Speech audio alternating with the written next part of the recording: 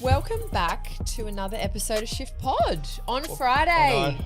It's so good as being on a Friday because, one, you're more alive and we're leading into the weekend. That's awesome. I'm very grateful for you changing the day. The Wednesdays were becoming a little bit difficult with all of my work travel. So thank you all for about being you, Ez. so flexible. It's all about you. I'm so blessed to have you in my life. Today's guest is an entrepreneur who's built a brand by challenging convention and proving that sometimes the biggest opportunities come from asking one simple question: why not? Katharina Cser-Mostyn, better known as Kat, is the founder of Why Not the brand. From her early days in network marketing to stepping out onto the Shark Tank stage and disrupting the wine industry as a female founder, she's built a career on backing bold ideas and bringing people along for the journey. Today, we're talking business, branding, taking risks, and what it takes to build a brand that stands out. Welcome, Kat. Thank you for You're having welcome. me. It's Yeah. total vibe. Absolute Yeah. pleasure. You're lucky you weren't here before. I was like 7 different conversations. Poor Dan and Sammy. What are we in for today? I don't actually know, but it's exciting. Yeah. Thank you so much for spending your Friday morning with us. We love having conversations with people that take risks, back themselves. And I think your story is amazing. We met over a year ago now at a networking lunch. And the guest speaker was Jane Liu, who started Shopo. Yep. And actually called out during her chat there was someone in the crowd that she actually backed from Shark Tank. And I look over and this beautiful woman put her hand up and I'm like, oh my God. So I went over to have a chat and ask about that. And yeah, I'll hand it over to you and take us back to where you started in multi-level marketing and share your story. I want to tell you about a product that genuinely made me laugh out loud the first time I saw it. It's called Smelly Balls, and if you haven't heard of them, you're missing out. I'm obsessed. They're car air fresheners, felt balls that hang from your rearview mirror. The best thing is they're reusable. You drop your chosen fragrance oil onto the balls and your car smells incredible. When the scent fades, just add a few more drops. They last for ages. Designed here in Burleigh and ethically handcrafted in Nepal. Smells good, feels good, does good. There are so many scents and colorways. Honestly, go browse and you'll want one for every car in the family. Head to smellyballs.com and use the code SHIFT for 20% off. That's smellyballs.com, code SHFT. Such a loaded question. Where did you start? MLM. Let's just throw them all in there straight away. Good setup there. Yeah, it's been quite a journey. And I think coming from the network marketing industry, which I did for 12 years plus, a decade. I started in my 20s. So I sort of grew up in sales, in marketing, in the industry.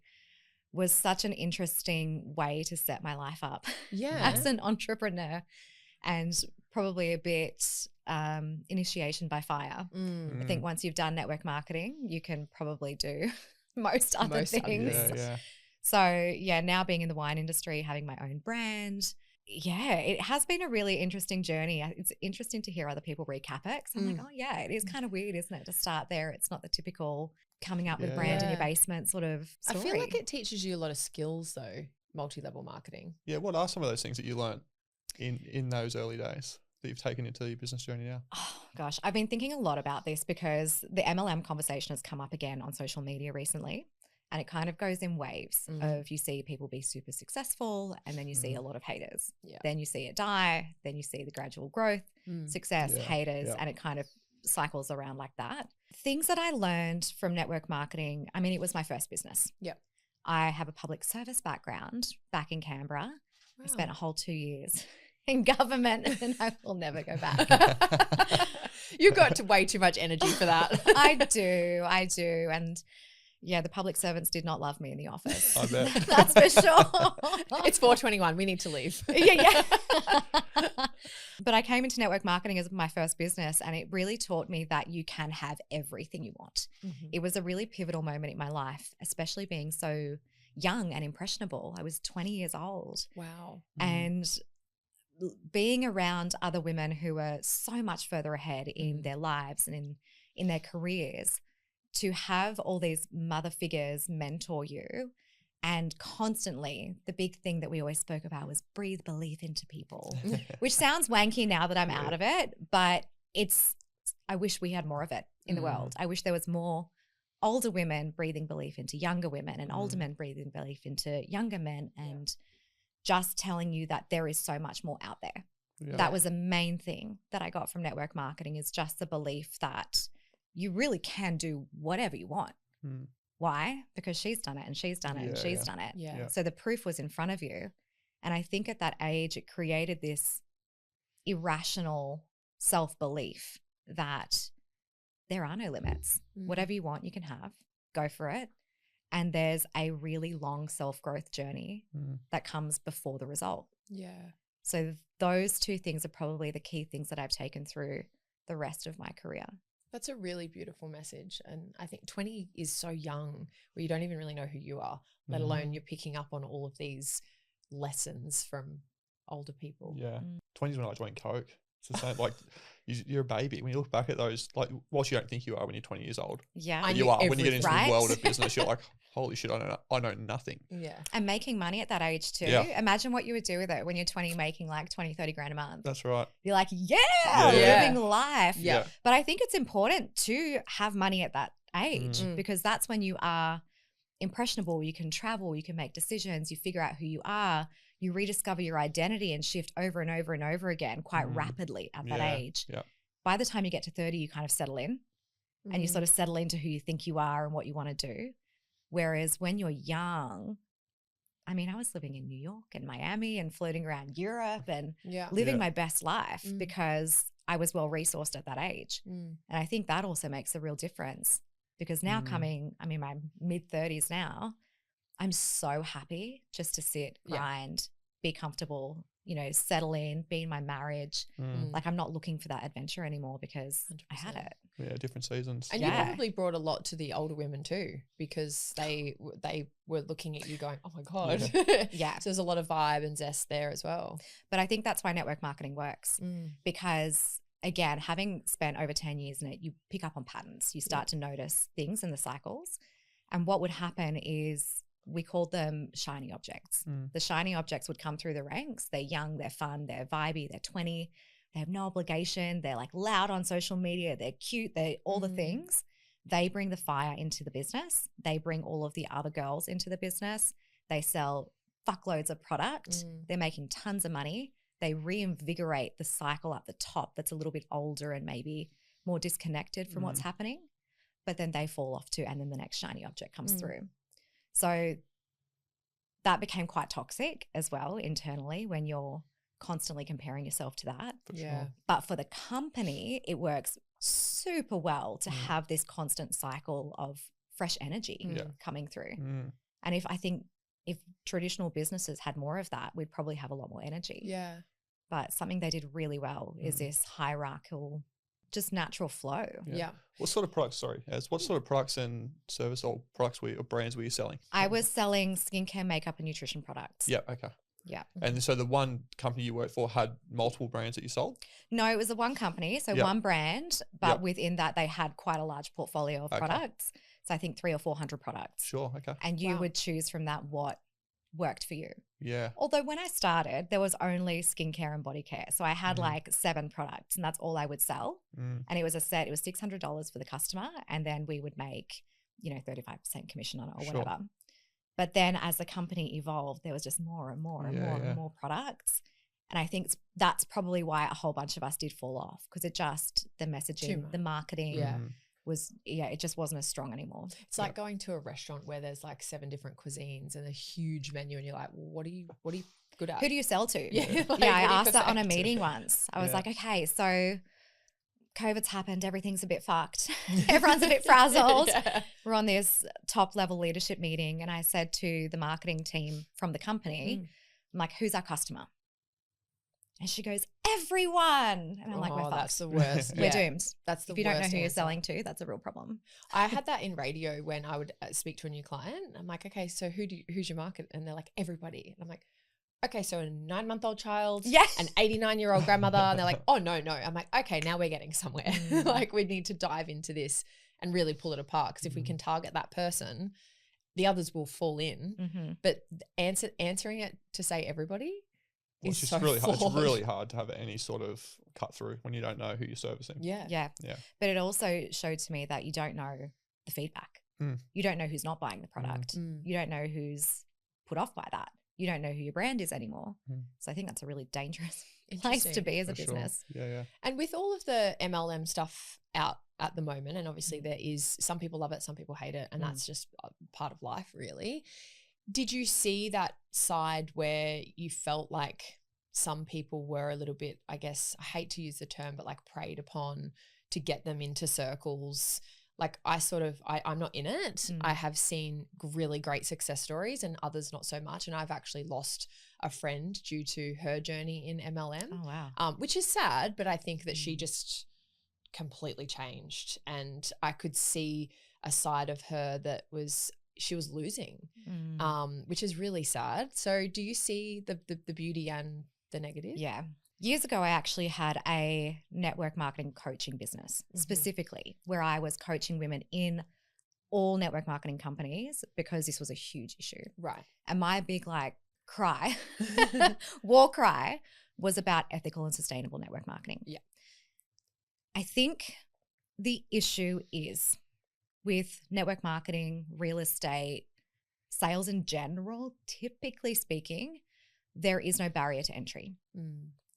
And what that means, if you think about all, for example, social media reels at the moment, we're taught to put a hook on everything. We're taught to do it in 7 seconds. We're taught to essentially manipulate people to watch your content for your benefit. The problem with network marketing is that there are women coming into that business and men, depending on the company, and there's no barrier. So anyone can come in. Someone who's psychotic can come in. Someone who's almost suicidal can come in. Somebody who is a horrible person can come in. And I saw a lot of that. It's personality based. And if you happen to fall into a team of somebody who's not quite there and they're training and coaching you based on their benefit, that can be incredibly toxic. Yeah. And I saw a lot of that in, luckily, not so much my company, but other companies that I was coaching for. Yeah. That's real. And we have to acknowledge that. But the problem is that there is no HR in a network marketing company. You are all independent contractors. You're not an employee. So the company has no reason, no responsibility. They do have a legal department, though, that will smack down so damn fast if you do anything that they don't like. But there's also no overarching, like there's a direct sales association who regulates the industry, but there is nobody for consultants to go to. So if you're in a team and you're being bullied because your upline's an asshole and they're telling you to do all this unethical crap to benefit themselves, they're happy for you to churn and burn, they're happy for you to ruin your relationships, who do you go to? There is nobody. And I think that's a huge issue. And that's why we have these like culty mentality, negative stories, because you come into the business, you're working with someone making a ton of money, you're listening to what they say, you're very impressionable, but who do you go to when it goes wrong? And what's the responsibility of this person up here? Yeah, it's a lack of leadership, right? Yeah, and it goes against everything we believe in. Crazy. So what you're taught in network marketing is follow the leader. That's it. That's a whole system. Follow the leader. So if that leader is a social media influencer and they've built a huge following and they're selling tons of products and they're making a lot of money, you come in brand new consultant, they're going to say to you, do what I do. So now you're going to copy that person's content, even though you're not quite there, because there's a whole element of toxic positivity in network marketing. That's just keep going, fake it till you make it. Yeah, you are it. Go girl. You know, and that borders on whatever it borders on. But that's the problem. And again, with no barrier, that leader may be a leader in an organization because they're making more money or have a team. But what do they know about leadership? We see it all the time. Right? But again, this can go two ways. When I was a leader, I had a team of, 300 or 400 people. I studied leadership. Not only did I have my mentors, I read books, I watched podcasts, videos, YouTubes. So I was actively wanting to learn a skill set. Whereas some people don't give a fuck. And they don't know where to look to. And that's sort of, before my friendship with this person sort of ceased, I was saying, do you want some help in sales? Like you essentially have a sales team and you need to teach them sales skills. But you're just taking Sharon that's, sat at home for the last 4 months and she's like looking for some friends, right? Yeah. So we need to make Sharon a salesperson. But yeah, I think that's it. They miss that really business element of what I have to drive them. But that's to what do. pulls people in. Yeah. Because a stay-at-home mum from some small country town, if you say, I'm going to bring you into my sales organization, I'm going to teach you how to sell, I'm going to help you set up a business, you're going to make a fuckload of money. Yeah. Ding, ding, ding. How are they going to perceive that versus all you need to do, babe, is show up on social media and just share your life and you're going to make a ton of money. This one sounds hard. This one sounds easy. And dreamy. And dreamy. Oh, all I need to do is stay at home, make my little drink and put it on social media every day. I'm going to make 30 grand. Yeah. That's what's being sold. That's the problem. But this is a reality. Yeah. The girls who are kicking ass, even currently, I keep an eye on it. The girls who are kicking ass run their network marketing businesses like a business. Yeah. There is a sales funnel. There is a flow. There is a follow-up system. There is sales dialogue. They learn the psychology. Yeah. They're the ones doing well, but they can't market that to this crowd because there's more of these and you need the masses. Again, within the industry, there's a saying, a lot of people doing a little. That's all you need. A lot of stay-at-home mums selling $200. For you, that's a lot of money. For them, not so much. And this is where the ethical component comes in again and the marketing message of it. Yeah, what's going through my head now is it's very like the new age of that. Would you say it's very similar to like an affiliate program? Because a lot of brands these days, like obviously affiliate programs can be very advantageous for people that can have good followings, that know a lot about a brand, that have a good, way of selling online through social media, whatever. And they can make a lot of cash. Yep. Like there's brands like Comfort Clothing. I don't know whether you're familiar with those guys, but he's got affiliates on his program that are making hundreds of thousands of dollars a month by just selling clothing. Yep. But he gets them all together on a call. He talks about how they should be selling the product and the facts, features and benefits and all the things that you know in sales. And he's training these people almost like they're part Sales of his team. Yeah. And they catch up on, highlighting the people that are creating great content that's converting. Yeah. So they're learning from each other. And that sort of environment feels a bit more positive rather than. Do you want to know the difference? What's the difference? Network marketing is a giant affiliate program. The problem comes when their compensation plan rewards recruitment of others. Sure, that makes sense. Yeah. So network marketing works because you can build a team, but instead of building wide like this, it goes underneath. So I was brought in under somebody who was brought in under somebody who was brought in under somebody. Yep. So it creates a structure, right? Which is fine. That's like every sales organization. The problem is though, when you are rewarded for recruitment. Yeah. So now you're not actively looking at selling product, which is what makes you money. You're actively looking for other people to sell product for you, which is where the pressure comes in and all of this weird leadership stuff. So there are some, like my company did not reward recruitment. So we were much more focused on selling product, which is why I think we're bulletproof for a lot more longer. But other companies, you get paid to recruit, and that's where I see a problem. Yeah. And that's so true because it's just like, if you get another 5 people signed up this month, you get X, Y, and Z. Yeah, you get to go to Fiji, but then what happens to those 5 people? They've now spent money on a starter kit. Their husbands are all looking at them like, the fuck are you doing? And now that's that's a bomb waiting to explode. Yeah. Especially if you don't have the leadership skill or desire to actually teach them how to sell, or they're too lazy. Or you don't know. That was a whole other problem. Yeah. You bring people in, you give them years of your life and you're like, and you have still sold 1 lip gloss. Like shoot me in the face. And, it's changed people's lives, right? Like there is a beautiful space for the people, like you say, that are in that mindset, that have that capacity to teach, train, grow, take on a journey. Like I don't want to discount the fact that some people, it has completely changed their life. Changed my life. Yeah. I left the public service. I matched my full-time salary. I got to spend time with my dad while he was going through cancer. I got to travel the world. I lived my best life all on network marketing dime, mind you. All the money that I made through product sales changed my life, got me into business, got me into networking, learning how to speak to people, learning about customer acquisition, learning about customer service. All the skill set that I learned, the soft skills, all came from network marketing. Which is beautiful. Still to this day, I walk into a room, happy to talk to people. Yeah. Would not have been like that had I not been trained in network marketing. Yeah. So that's a perfect segue into the light bulb moment for why not? If you had the ability to start your own business. Well, you said something before about the older ladies loving having a young whippersnapper in the room. I don't think they did because I used to cop a lot of shit about being the wine girl.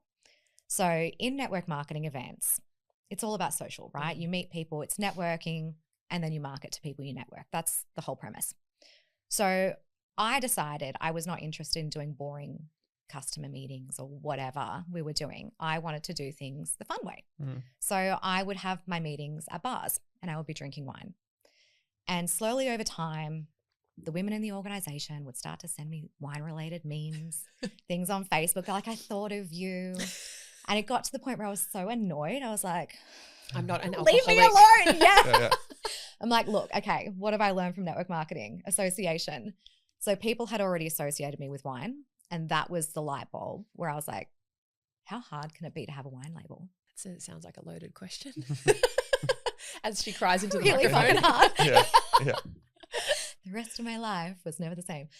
And I was living in Bondi at the time. I was single at the time. I was on Tinder at the time, as we were at that stage of life.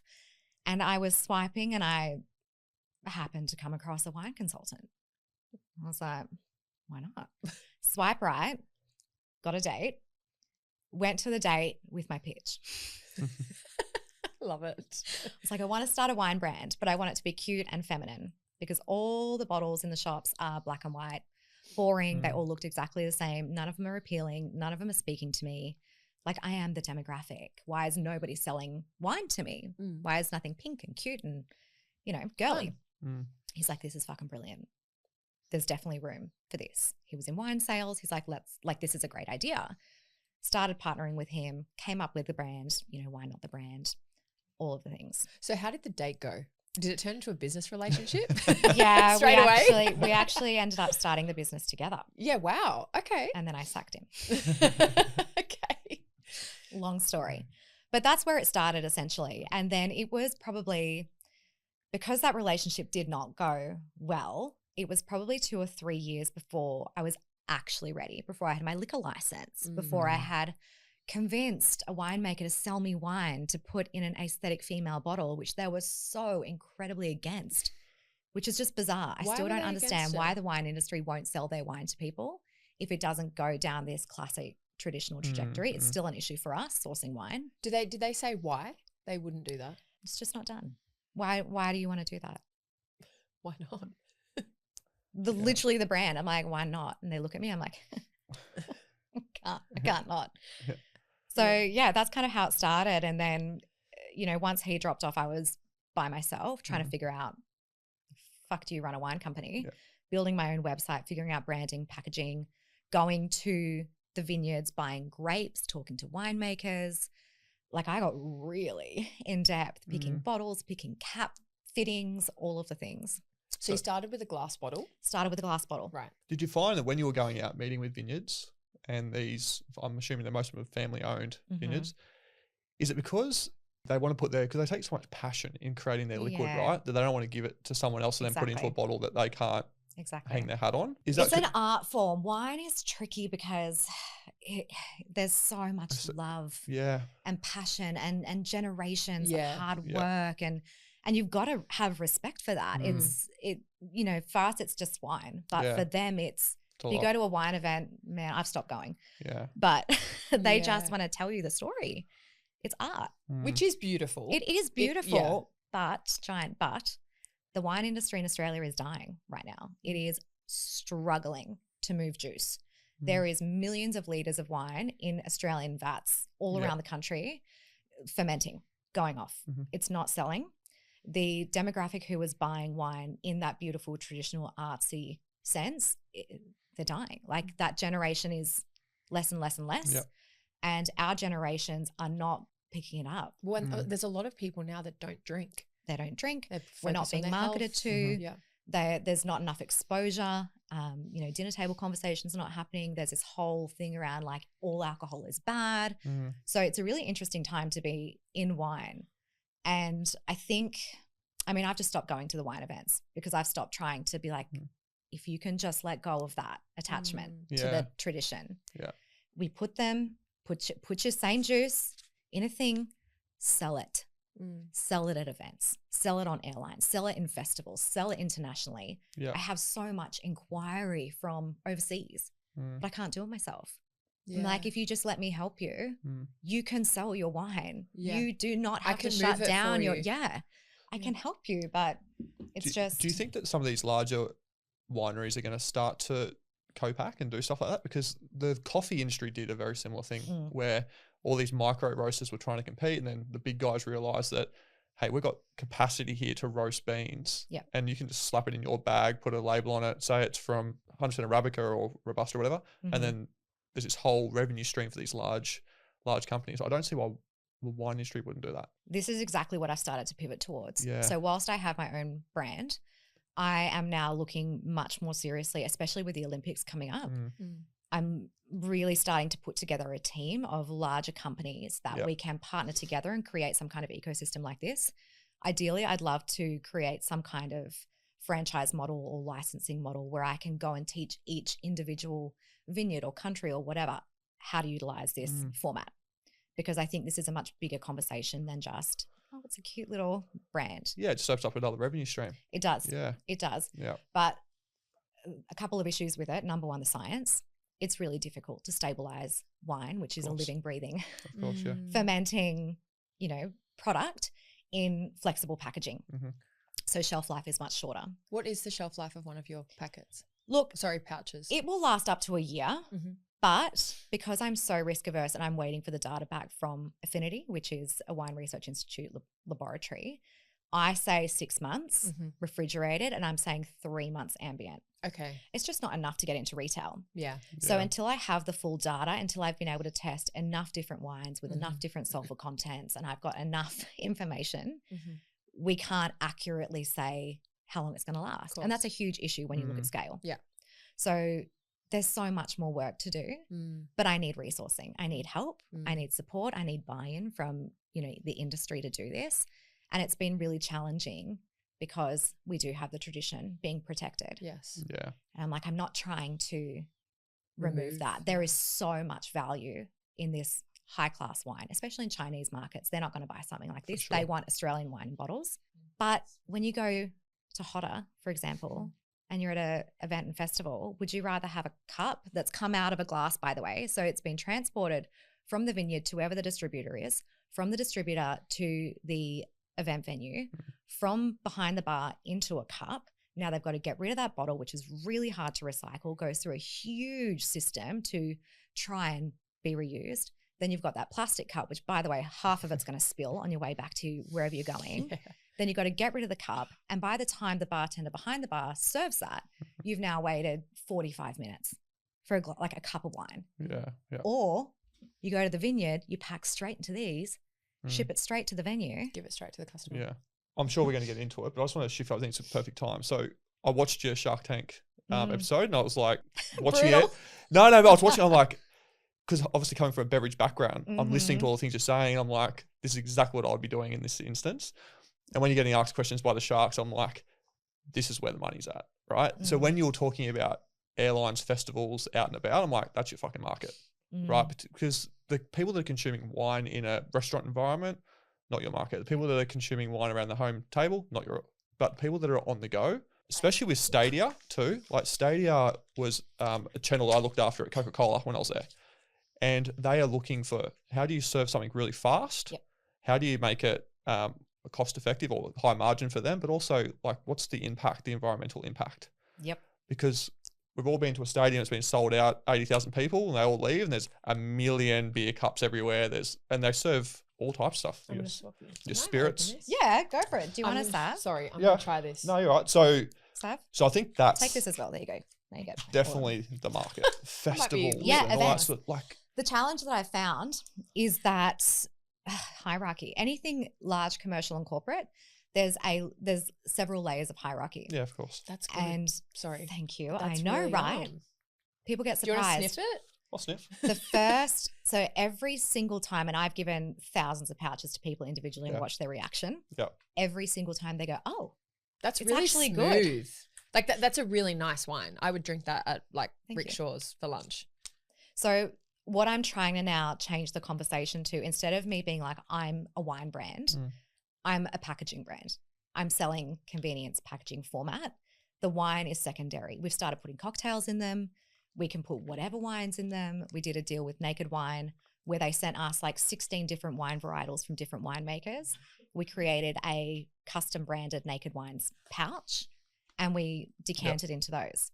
So it's just the positioning and letting people understand that, like you said, this is a format for convenience. That's all it is. Speed, convenience, and sustainability. Yeah. And also, like you say, you're not trying to take away their story or their origin or their great-great-great-great-grandfather that came up with the idea. I just want them to sell their wine. Yeah, just so move they can your continue. Products. Yeah, stay alive. I want them to be in business in 50 years. Stay alive. You've got to evolve. For sure. And the packaging's beautiful.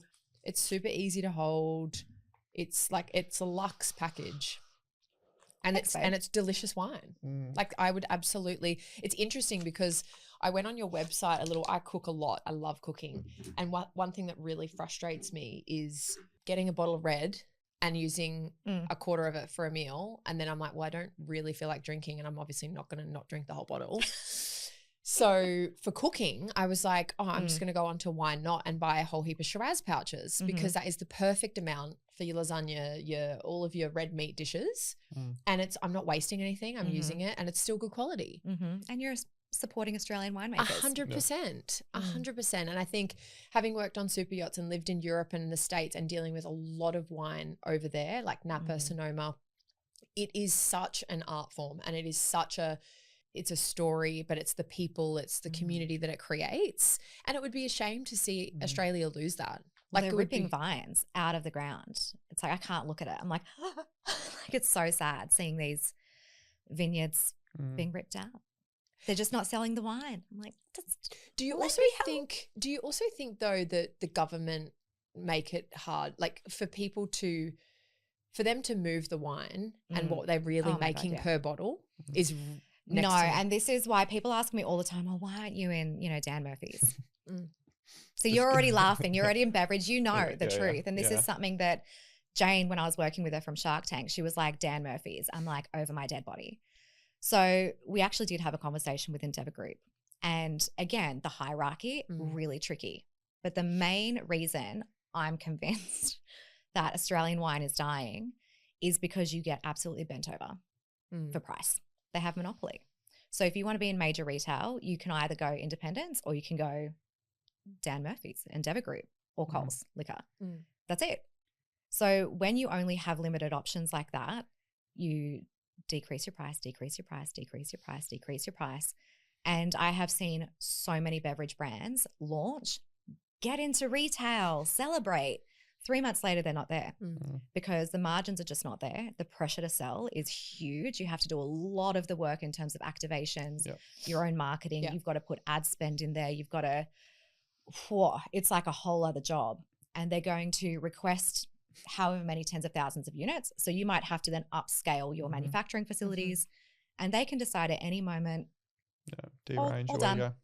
All done. And you could be stuck with all that stuck with stock, stuck with cost, stuck with inventory. You might have to buy your stock back sometimes. So you don't sign a contract? Yeah, you do, but there's a lot of outs. And there's also one you didn't mention was payment terms. So it's actually disgraceful. A lot of these large retailers requesting 60, 90-day payment terms from small businesses. 90 days? 60 to 90 days, And if you get 30 or under, like you should be doing cartwheels because there's not many large retailers that would actually sign off on that. So you could just be sat there on your hands for Whole 3 heap of capital months risk, with owed so much money. You're essentially becoming a small finance partner to the large retailers. Yeah. That's essentially what you're becoming. It's not what it's cracked up to be. So And can you share, so say for example you got into a major retailer and they screwed you down, like what would you make per pouch really? Like I would never do that. Yeah.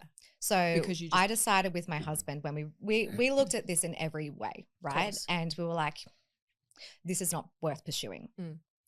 If we can grow to a point, and this is just if we want to continue to go down the direct to consumer route, which we're already pivoting to commercial, so I'm like, not so fast. But I would rather they come to us because that gives you more leverage. Yeah. However, the issue is when somebody else in your category goes in and they're happy to take 10 cents, for each product sold, that sets an expectation and a precedence. So when you're like, no, my pouch costs X because we're using B Corp certified, we take care of all the recycling facility, we whatever, I'm not matching that price. Yeah. So there's a barrier. How do you move past that? Yeah. We just didn't. We just Yeah. pivoted. We're like, I'm not interested. I'm now going for Olympics contracts. I'm looking at supply. I'm looking at overseas. I'm looking at commercialization of the concept. Like, you just don't play the game. Yeah. Isn't it sad? So where have you landed then? So from Shark Tank to now, what is your like strategic sales channel that you're going after? So obviously you've mentioned about being more of a packaging partner, but is there a clear strategic direction that you're taking the business now? I think I'm finding my way a lot more. I have come to the realization that this is probably more of a commercial product. So the airlines, festivals, stadiums, sustainability messaging, I'm going to lean heavily into that. And I am currently scratching the itch of government. So Gold Coast, for example, has a huge spotlight on it for the next 6 years with the Olympics coming up. And there's a lot of pressure for those committees to work with local businesses. Nobody does what I do, literally. So I have a huge opportunity to position myself to take advantage of the growth coming into our economy. To do that, though, you need to know the right people. You need to have all the boxes ticked. You need to have all the resources in place. So my current focus is putting together the team or the panel, I suppose, that will make me competitive and a safe bet for the Australian government to utilise for whatever they want. Yeah. Because my disadvantage is being a woman in business in wine and a founder. But my advantage when you look at government checkboxes, what they need, female funded, wine industry, local business. Yeah. So I'm starting to shift from, fuck, this is really hard, to what are the opportunities here? So much opportunity, When you say that's a disadvantage, can you talk to a couple of things that you feel like you've come up against in that space and for who you are? So I decided one day I'm going to get out from behind the screen. I'm going to walk around Burleigh, actually, and try and sell my pouches. I'm going to go meet everybody. I'm going to grow some balls. I did this 5 years ago, also ended up in tears. I was like, let's forget that. To venues or just to punters on the street? No, to venues. To venues, yeah. To venues, like independents, little like taco restaurants, places that I know we've either already got customers in that space or where it just makes sense. Just imagine me in my little wine knot t-shirt with my box of pouches, bright-eyed and bushy-tailed, walking into a man in his 50s or 60s. Pulling it out, going, I'd love to talk to you about these. Nah. I was like, you don't even know what I'm here about. This genuinely happened at the lawn bowls place. I was stunned. I'm like, you don't know who I am. You don't know my name. You don't know anything. You just, nah. Now, a dude probably wouldn't have broken down in tears, but I did. I'm too emotionally attached to my product. I'm a young woman.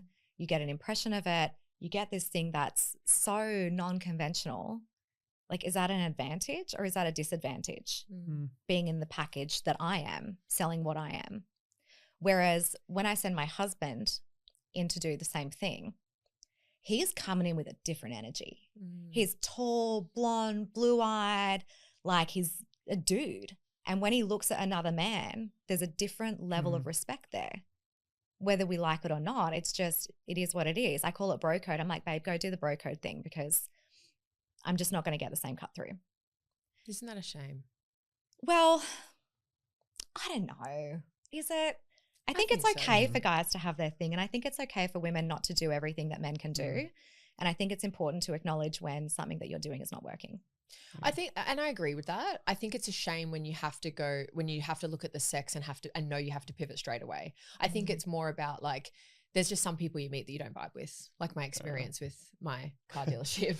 Yeah, I also think that's changing as well. I just go back to my beverage days when I had young female reps or account managers working for me going into venues.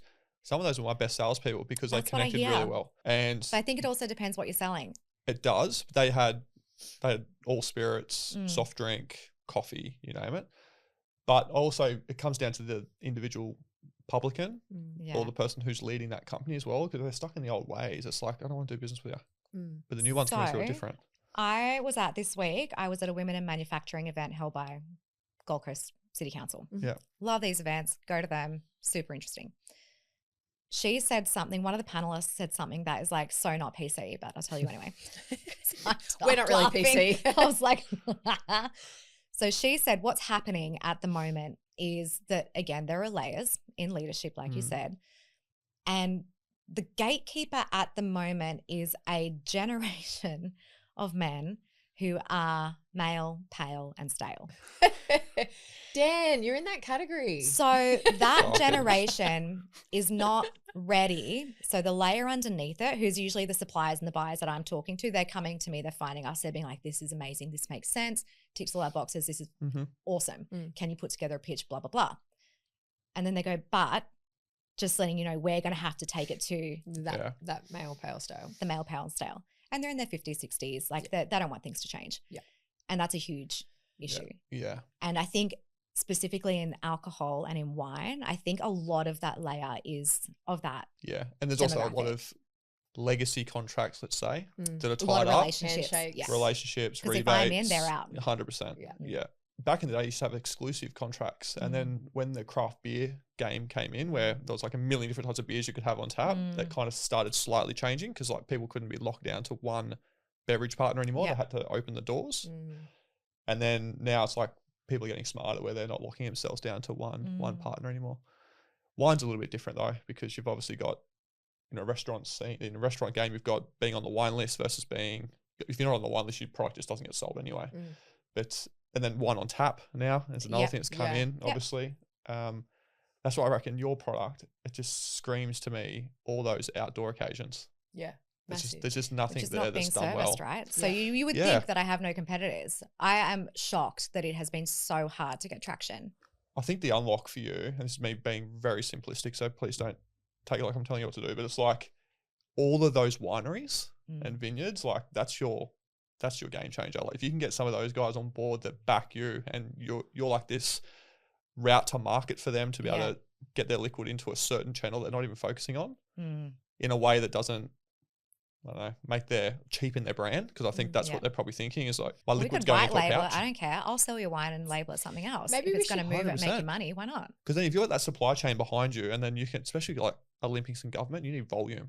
Right. So unless you have enough vineyards that are willing to give you consistent good wine, that kind of makes that whole route to market really challenging. Let's do a Shift Pod collab with Wine Not, and we'll do a road show. Yeah. We'll do Yarra Valley. Yes. We'll go down to Adelaide. We'll do all the Semi, our producer's trying to work out how she can get that approved. And they'll be like, so Dan, what do you think? Oh, I don't drink. Yeah. Look, I absolutely have to take my hat off to you, because you are so resilient. Like that would have broken a lot of people a long time ago.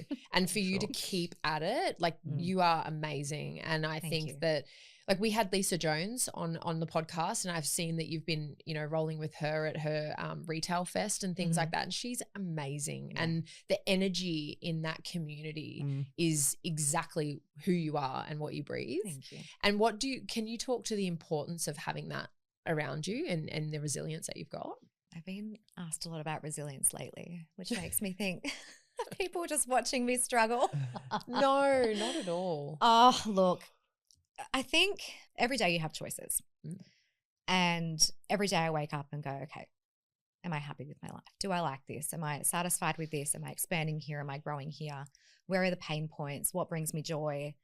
Where's the uncertainty? Like, I'm very analytical from, a spiritual, emotional level, and just practical. I don't want to waste a day. My dad's 88. I'm watching him get older, and it's scary, and is a great reminder that life is short, but also very long. And if you are not doing something that you love, then what the fuck is the point?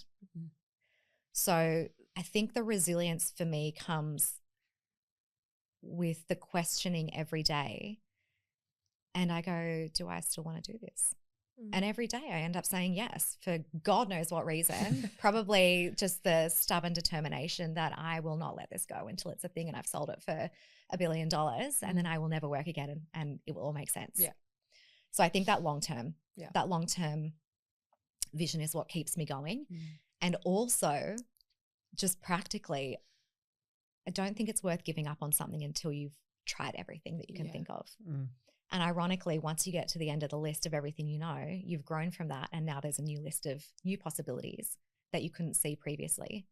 And I feel like my journey's just unfolded like that. And it has been slow. It has been slow because I'm not from wine. I'm not from packaging. I've been self-funded, which has been really challenging to put my own money in there, but also then balance making more money elsewhere with working the actual business. I don't have business partners. It is just me and my husband when I rope him in. And people think we're this huge thing, which is great for presence, but it's really challenging when you don't have that team behind you. Yeah. If I had a team or more funding, things I think would have moved faster. Sure. But I only know what I know, and I'm only learning at the pace that I'm learning. And I'm very aware that that is making this a harder, slower process than it needs to be. Yeah. But until I've finished that list of things that are possible, why would I give it up? It's not done yet. Yeah. And I feel like in every sales game, there is that formula of it's only a matter of time before someone says yes. And or policy changes in my instance. Yes, true, exactly. But I think you may wake up one day and go, is this really, like, do I just give it in? But it's like you tomorrow could be the day that someone goes, it's game on. Like you've knocked on my door 5 times and now I'm ready. You know, things happen in businesses where it's like we weren't ready, we weren't listening, you're still here, you're still trying. And I think that that's in a sales game, and especially when it's your thing, it's just too hard to say no because it's like, but tomorrow could be the day. Yeah. Well, it's taking me back to my early days of just still starting it, where it's like cash flow pressure, no investment. You're trying to crack the market. You finally get a customer says yes and you fulfill it and you're like, okay, that didn't really move the needle. And you're like, it's like a cycle you just go through. And it's not until you've got a decent amount of customers who are all singing from the same songbook saying this brand's awesome, and then that network effect happens. But also what we've found with our customers, because we do have a bunch of commercial retail, we've got hotel, we've got restaurants, we've got day spas. They're not telling no one because it's their competitive advantage. They're like, look what we have in our offering. So they're not telling their industry friends because it's a point of difference for them. Like the hotel that we work with, love them. They gift our product as well as put it in their minibar. They're not going to go tell somebody else because they're like, this is our thing. This is our point of difference. So it's been this interesting balance of like, okay, will you refer us? They'll write us an amazing review that we plaster all over the website, but they're not going to. Yeah. So I'm like, great, thank you. I'm really happy for you. And it's the beauty and the curse, right? Right. Like we love that our product is your point of difference. That's amazing. Yeah, thanks. But we need it to go to other places. Yeah. But to your point, we have had conversations with people where I go in waves where I'm really quite aggressive about getting more, sales or market or whatever. And then I let it go. They all come back. Like 2-3 years later, and my husband's like, aha, I told you. Yeah. I'm like, oh, I just don't care by now because I'm like off on some other journey. Yeah. But they always come back, always, which has been really interesting. Which is amazing. And I think that's what keeps me going. So I'm like, nah, if I've planted the seed, just historically looking back, it will always, always, always come back to me. Yep. It's just the when. Yeah, it's the when, 100%. And there's so many, it's the same sort of thing. Like when I started my business and I would go for coffees and beers and wines and all sorts of different things. And I would reach out to people on LinkedIn and just say, hey, can I take you for a coffee? And my husband's like, what are you going to talk about? I'm like, I don't know. I'm just going to go have a conversation and tell them about what I do. And he's like, don't you find that weird? I'm like, no. And there's been people that have reached out on LinkedIn like 2 years later and they're saying, hey, your name came up in a meeting today for the thing that you do. Can we have another chat? And so it is worth it. And even if that meeting doesn't come back to you, you learn something from it, whether it be about yourself or about them. I'm getting a lot of great networking referrals at the moment 100%. From people that just the bouncing ball has been really interesting. And the Gold Coast is becoming such a large space, but it's still small. Like everybody knows everyone. And if you're great at something, word travels fast. And if you mess it up, word travels fast. Yeah. So what's next for you? Yeah. I am just determined to position myself for this Olympics thing and find a way to not offload the responsibility of being the only wine pouch manufacturer, but I want to build infrastructure around allowing other vineyards to manage their own pouching, essentially. We know the machines that work. We know the Frankenstein work that you have to do to it to make it actually work. Yeah. We know all of that. So if I can create a system where I can just let it go and not have to have it just my brand. Like maybe that's, Sure. you know, what's holding me back. I would love to have that impact. Yeah. But positioning commercially is where I'm really focused right now. So what's one of these machines? What can it produce as far as if you had it running, I don't know, full time, call it? Does it need a person to operate it? I'm assuming it does. Yeah, Yep. it's semi-automatic. So if it's got someone operating it, how much volume can you pump out of a machine? Oh, thousands. Thousands of pouches? Yeah. Okay. Yeah. Wine's funny though, because you've got to, without giving away trade secrets. Yeah. There's optimum speeds and flows and things so Of that you're not course. damaging the wine. Yeah. And this is why my husband says to me constantly, he's like, just ditch the wine. Do cocktails, do anything else, but wine is the actual devil. It's so hard to handle. It's so easy to get it wrong. Yeah.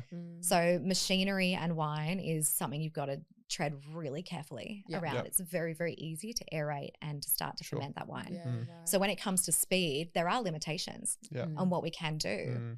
And, you know, if we want to preserve the quality, which is why it tastes great, I could have aerated the fuck out of that and been like, enjoy your cat piss. But, you know, depends on how many. As enjoys the cat piss. Depends on what how many I've had first. And I'm like, oh, it's delicious. Tastes great. Yeah. So, and you know, this is something that I've got to get my head around as we do grow with the capacity to do what we're doing. And what does that mean? Yeah, especially from a CapEx speed. perspective too, yeah. Because you're testing the mojitos at the moment or we, margaritas? We are doing margs. So we've Margs. done margaritas. We're currently doing a chili marg. Yes, that's right. Yeah. So we're testing cocktails to see if that's a space that I want to play in. Sure. And what that looks like. Longer shelf life maybe and just a bit easier Yeah, different market as well. Like there's no tradition wine around cocktails. People are just happy to, you know, guzzle and go. Yeah. Just kind of seeing what we want to end up as. Yeah. But I don't want to end up as a packaging manufacturer. I don't want to own a factory and all the headache and the overhead with that. So I'm trying to find a way to have impact, to set this thing on fire, to go global, but also to have as little personal risk in terms of owning warehouses and factories. And I don't want to end up in that situation. Yeah. I've seen that go pear-shaped too many times, and it's not the lifestyle I'm after. Yeah. So I am still figuring out what this looks like, but it does look a lot like IP, you know, royalties, licensing, infrastructure, certification, teaching other people how to do what we've done so far, and then essentially being the spokesperson for this industry and taking it global is what I'm sort of seeing. Which will come through a whole heap of just trial and error. That's it. Yeah. Happy to be the guinea pig. Yeah. It really does make me like, and like Dan said, you would absolutely have tried all of this, but I just see you as the perfect person in an Australian wine label, just taking care of that arm for them and moving their wine in pouches. It just like, I'm just like, hello. Right? You poor thing, you're probably like, yes, I know. It's just like, and they don't even need to worry about their current structure. They just.